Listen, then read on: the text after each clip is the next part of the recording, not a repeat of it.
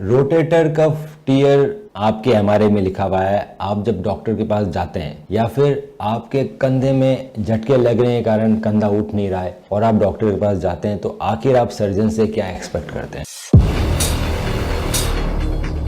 तो दोस्तों, जब भी कंधे में चोट लगती है, चाहे आप यंग एज के हो या आप ओल्डर एज ग्रुप में हो, और आपका हाथ जाम हो गया या उठ नहीं रहा है, तो आप डॉक्टर के पास जाते हो। डॉक्टर आपको फिजिकल एग्जामिनेशन से पता लगाने की कोशिश करते हैं कि क्या आपको रोटेटर कफ में डैमेज है या आपका कंधा जाम हो गया, फ्रोजन शोल्डर है। इन दोनों को डिफ्रेंशिएट करना जरूरी होता है। कई बार जब मालूम पड़ता है कि रोटेटर कफ में डैमेज है, डॉक्टर फिजिकल एग्जामिनेशन पता लगाता है कि आखिर वो पार्शियल टियर है या कंप्लीट टियर है और कौन सी मसल ग्रुप का इन्वॉल्वमेंट है। इसमें 4 मसल ग्रुप रहती है रोटेटर कफ में: सबस्कैपुलरिस, सुप्रास्पाइनटस, इंफ्रास्पाइनटस और टीरिस माइनर। तो आखिर इन चारों में से किसका इन्वॉल्वमेंट है, वो फिजिकल एग्जामिनेशन से पता पड़ता है। इसके बाद आपको एक्सरे सजेस्ट किया जा सकता है देखने के लिए कि आपकी जो बोन्स हैं उसकी क्वालिटी कैसी है, उसमें अर्थराइटिस तो डेवलप नहीं हो रही या फिर कहीं ह्यूमरस ऊपर की तरफ तो नहीं चले गई है। लॉन्ग स्टैंडिंग रोटेटर कफ में ह्यूमरस ऊपर चली जाती है और हमारा जो शोल्डर है वो डीजनरेट होने लगता है। एक्सरे के साथ साथ डॉक्टर आपको एमआरआई एडवाइस करता है। एमआरआई में हमें पता लगता है कि आखिर रोटेटर कफ का स्टेटस क्या है।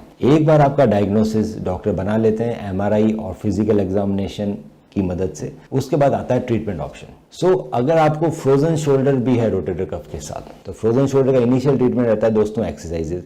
रेगुलर एक्सरसाइजेज आप फिजियोथेरेपिस्ट करवाते हैं, जिससे धीरे धीरे फ्रोजन शोल्डर खुलता है। बहुत बार एक्सरसाइजेस करने के बाद भी आपका कंधा खुल नहीं पा रहा है, तो उसमें छोटा सा दूरबीन का ऑपरेशन होता है। कोई चीरा नहीं लगता, दूरबीन से आप शोल्डर जॉइंट के अंदर जाता है सर्जन और वो कैप्सूल को कैप्सुलोटॉमी करता है, जिससे अगले दिन से आपका हाथ उठने लग जाता है। रोटेटर कफ में अगर पार्शियल टियर है या टेंडिनाइटिस है, तो पीआरपी प्लेटलेट रिच प्लाज्मा की वजह से बिल्कुल ठीक हो सकता है।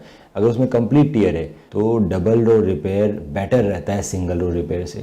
Double row repair with tape with knotless technique, बिना गांठ मारे, बिना नॉट लगाए, ये सबसे एडवांस टेक्निक है रोटेटर कफ की रिपेयर की, जिसमें रिहेबिलिटेशन बहुत फास्ट है और अब बहुत जल्दी ठीक हो जाता है। हम रखें आपका ख्याल।